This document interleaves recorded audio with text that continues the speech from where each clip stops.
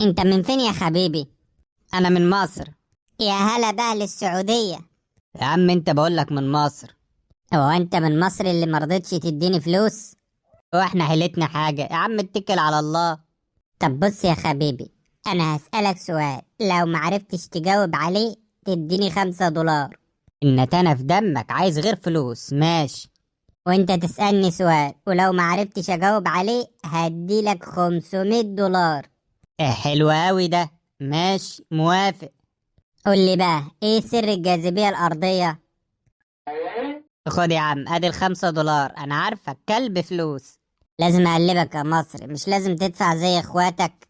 ماشي يا عم انا موافق، بس انا هسألك بقى السؤال بتاعي. ايه اسأل يا مصري. ايه الشيء اللي بيطلع الجبل ب3 رجول وبينزل برجلين بس؟ ايه السؤال ده؟ يلا اب بقى $500. خد يا عم. انا عارفك والله، كأنك بتقطع حتة من جلدك.